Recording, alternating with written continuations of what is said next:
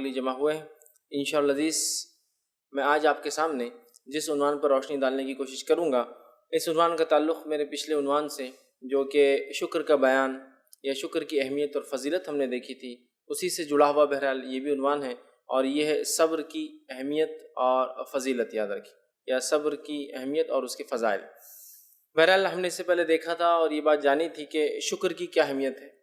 پھر یہ بات میں نے تبھی رکھی تھی کہ صبر اور شکر یہ دو عظیم نعمت ہے اللہ تعالیٰ کی، ٹھیک، اور ایک موجود ہوتا ہے تو دوسرا بھی موجود ہوتا ہے، اور ایک غائب ہو جاتا ہے تو دوسرا بھی غائب ہو جاتا ہے۔ مطلب اگر بندہ صبر کرے تو شکر کا مادہ اس میں ہوتا ہے، اور اگر صبر چھوڑ دے تو شکر بھی خود بخود نکل کر چلا جاتا ہے۔ تو صبر یہ اپنے آپ میں بہت عظیم، بہت بڑی نعمت ہے، یاد رکھی، اور اللہ تعالیٰ نے صبر والی نعمت جس شخص کو عطا کر دی، اس کا مطلب یہ ہے کہ اللہ تعالیٰ نے اپنے خزانوں میں سے، اپنی نعمتوں میں سے ایک بہت بڑا خزانہ، ایک بہت بڑی نعمت اس شخص کو دے دی صبر کی شکل کے اندر، یاد رکھی۔ اور یہ بہت اہم جو ہے اللہ تعالیٰ کی نعمت اور ایک صفت ہے جو انسان کے اندر ہوتی ہے۔ اس صفت کا جس کو ہم کہیں گے سب سے زیادہ پیک، اس کی اونچائی انبیاء علیہ الصلوۃ والسلام کی زندگی ہے، جس کو ہم دیکھ سکتے ہیں، اور اس کے بعد دیگر لوگ جو ان پر ایمان لائے، اصحاب، اور اس کے بعد جو ان پر ایمان لائے اور جو ان پر ایمان لائے، مطلب اس کے بعد کے دیگر لوگ جو ایمان لانے والے ہیں، جیسے جیسے ایمان کی جو بلندیاں ان کی رہی، ویسے ویسے مختلف اندازوں سے وہ آزمائے گئے، اور ویسے ویسے ان مختلف آزمائشوں میں انہوں نے اس چیز کا مظاہرہ کیا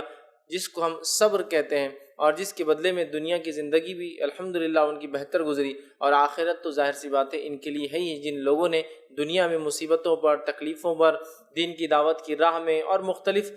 جو تکلیفیں، تکالیفیں جو آتی ہیں ان کو برداشت کیا، تو انشاءاللہ عزیز اور اس پر صبر کیا، جزا اور فضا نہیں کی، رویا اور دھویا نہیں، شکایت اور کمپلین نہیں کی، تقدیر کو برا بھلا نہیں کہا، بلکہ جو رب نے طے کر دیا اس کو انہوں نے جو اپنے لیے جو ہے ایک حصہ سمجھا زندگی کا، اور پھر اس کے جو بھی تکلیفیں آئی اس کو مشقت کے ساتھ مطلب برداشت کیا۔ نتیجتاً جو ہے دنیا میں بھی ان لوگوں کو اللہ تعالیٰ نے ان کے ناموں کو باقی رکھا، اور آخرت میں بھی جو صابرین کے لیے بہت بہترین بدلہ ہے، چونکہ اللہ تعالیٰ صبر کرنے والوں سے محبت کرتا ہے، ان کو پسند کرتا ہے۔ تو صبر ایک بڑی اہم صفت ہے، یاد رکھی۔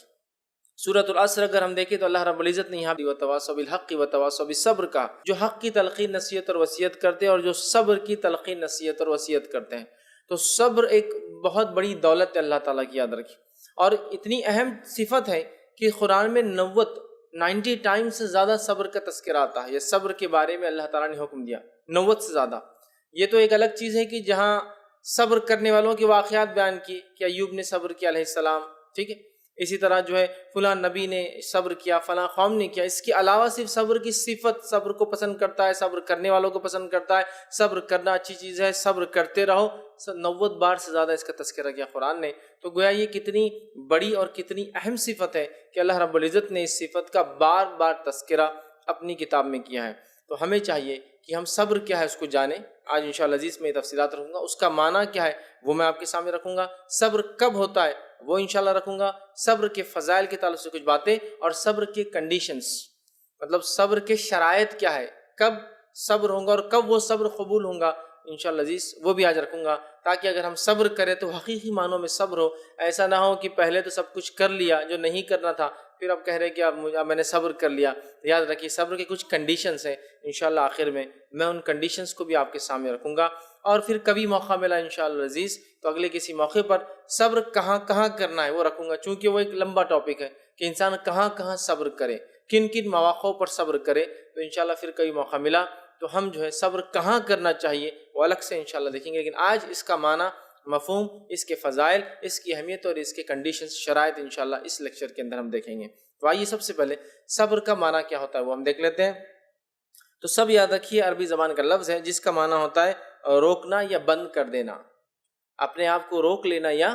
بند کر دینا، یہ اس کا جو ہے معنی ہوتا ہے۔ اللہ رب العزت سورۃ الکہف سورہ نمبر 18 اور آیت نمبر 28 میں فرماتا ہے 28 کے اندر، وَاصْبِرْ نَفْسَكَ مَعَ الَّذِينَ يَدْعُونَ رَبَّهُمْ بِالْغَدَاةِ وَالْعَشِيِّ يُرِيدُونَ وَجْهَهُ۔ اللہ فرماتا اور کہتا ہے اور